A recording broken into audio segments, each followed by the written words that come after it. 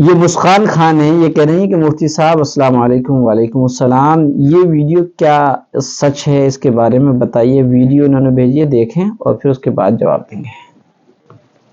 ایک عورت نے مسئلہ پوچھا کہ میرا شوہر نماز نہیں پڑھتا، کیا میں اپنے شوہر کے ساتھ بے نمازی شوہر کے ساتھ رہ سکتی ہوں یا نہیں؟ شیخ ابن باز نے کہا تم نصیحت کرو اس کو، تم سمجھاؤ، 3 دن 10 دن 20 دن 1 مہینہ، اگر وہ مان جائے اور نماز پڑھنے لگے تو ٹھیک۔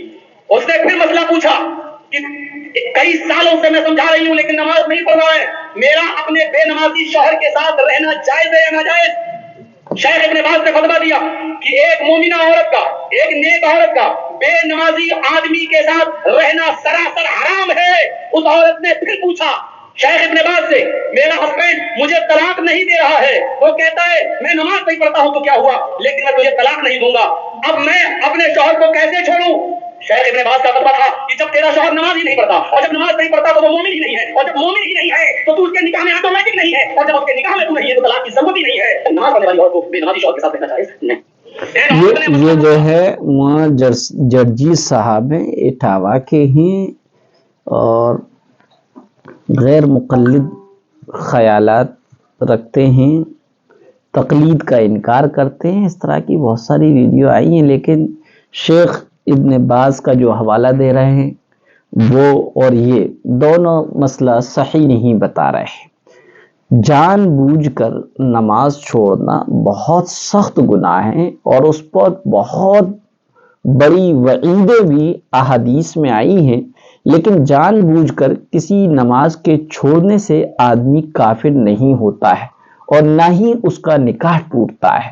اور حدیث میں جہاں پر کفر کی بات آئی ہے، من ترک الصلاۃ متعمدا فقد کفر، جس نے جان بوجھ کر نماز چھوڑی گویا کہ وہ کافر ہو گیا۔ تو جو کفر کی بات آئی ہے، علماء نے اس کی تشریح فرماتے ہوئے کہا کہ وہ نماز چھوڑنے سے کفر کے قریب چلا گیا، کافر نہیں ہوا۔ شوہر اگرچہ بے نمازی، فاسق اور گناہگار ہو، بیوی پر اپنے شوہر کے حقوق کی ادائیگی شرعاً لازم اور ضروری ہے۔ بیوی شوہر کے حقوق ادا کرتے ہوئے نرم اور پیار بھرے انداز میں اپنے شوہر کو نماز کی، اسلام کے احکام کی ترغیب دے سکتی ہے، لیکن اس کی وجہ سے شوہر کے حقوق میں کوتاہی کرنا بیوی کے لیے جائز نہیں ہے۔ بیوی کو چاہیے کہ اللہ تعالیٰ سے شوہر کی ہدایت کے لیے دعا کرے، رب اجعلنی مقیم الصلاۃ ومن ذریتی ربنا وتقبل دعا، یہ دعا مانگی جائے۔ اور سستی اور کاہلی کی وجہ سے قصداً نماز چھوڑنا کفر کے بعد سب سے بڑا گناہ ہے۔ نماز چھوڑنے والے کے متعلق قرآن و حدیث میں بھی سخت وعیدیں آئی ہیں، لہذا نماز کو اسلام اور کفر کے درمیان حد فاصل قرار دیا گیا، نماز کو دین کا اہم رکن قرار دیا گیا ہے۔ نماز چھوڑنے والا اللہ اور اس کے رسول کی ذمے سے بری ہو جاتا ہے۔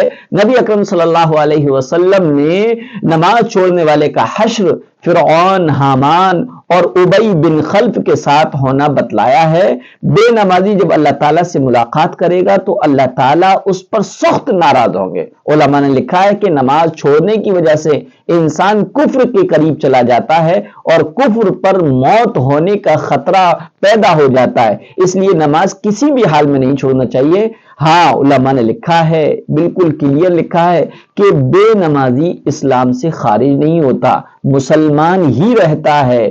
شریعت کی روح سے بے نمازی جو ہے فاسق اور گناہ گار ہے اور کیا ہے، غیر مومن نہیں ہے۔ اس لیے جو مولانا جرجی صاحب کی تقریر کا خلاصہ ہے اور اس کلپ میں بیان کیا گیا، یہ بالکل غلط ہے۔